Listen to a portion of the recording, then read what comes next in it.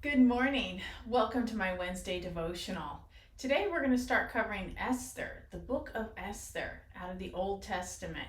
It is a great story. It is basically a Cinderella type of story where Esther, an orphaned girl really, becomes queen. And once she becomes queen, what does she do with it? And what does she do with it after? So there's really three parts to this story. This is really fun, lots of exciting action and romance and drama, all kinds of great stuff. And it's for men and women, so everyone can enjoy this. And it's perfect timing for the spring because you'll find out later on the story about Purim and what that means.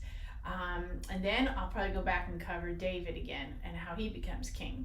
You know, both of them are my favorite characters in the Bible, and they're king and queen.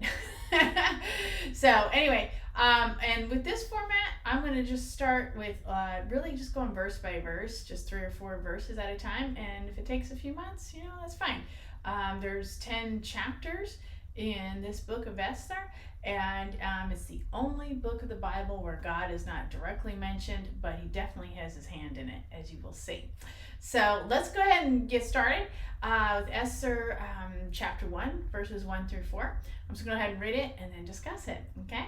So this chapter is called The King's Banquet. So these events happened in the days of King Xerxes, who reigned over 127 provinces, stretching from India to Ethiopia. At that time, Xerxes ruled his empire from his royal throne at the fortress of Susa. In the 3rd year of his reign, he gave a banquet for all his nobles and officials. He invited all the military officers of Persia and Media, as well as the princes and nobles of the provinces. The celebration lasted 180 days, a tremendous display of opulent wealth of his empire and the pomp and splendor of his majesty. Okay, so first of all, first verse, the king reigns over 127 provinces, and it goes from Ethiopia to India. And, I just looked on the map, and that's a lot of territory. That is a lot of land, and probably a lot of people. Africa to India, a lot of people. And again, this is in the Old Testament. This is before the time of Christ. So imagine, how did they get messages and stuff like that? I mean, now we have email, text, and whatnot. But back then it was probably by horse and messenger. So just amazing to start thinking about that. That must have been really challenging to be in charge of a lot of land like that. And the king was only, from what I read in the past, I think he was like 40 years old. So, that's very interesting. You got a lot of energy to 127 provinces. All right, so then he gave a big banquet for all his nobles and officials. So he invited all the upper class, the noblemen or upper class, princes, and military officers. You don't hear about, was anyone else invited of the middle class or lower class? Probably not. They're probably working. And their party lasted 180 days. That is 6 months. I mean, wow. I mean, we've heard of a Friday night party, maybe a Saturday night party, maybe a weekend party in Vegas or something, but not 6 months. This is just incredible.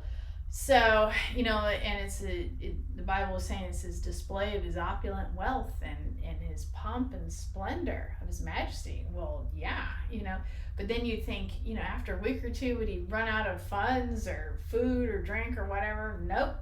It lasted 6 months, and then you'll find out what happens right after that as we go on in the story. So just really fascinated, and they were drinking, and it was the best wine and all that stuff. So I mean, total wealth.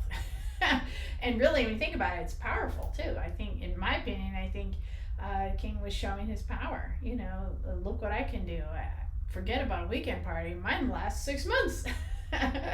So it is very interesting how Esther, who's only 18, comes into this situation. Wow. And her grace and beauty and calmness and maturity, she's all that. So we'll see how this all turns out. But anyway, I'm really excited about this. I hope you get a chance to like, share, comment, and hit my subscribe button if you're watching this through the YouTube channel.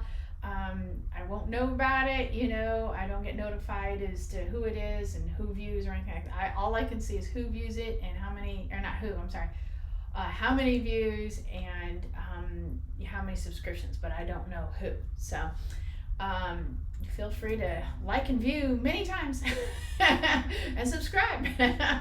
All right. Thanks so much. This is your Wednesday devotional, and hopefully I'll see you next week. All right. Bye-bye.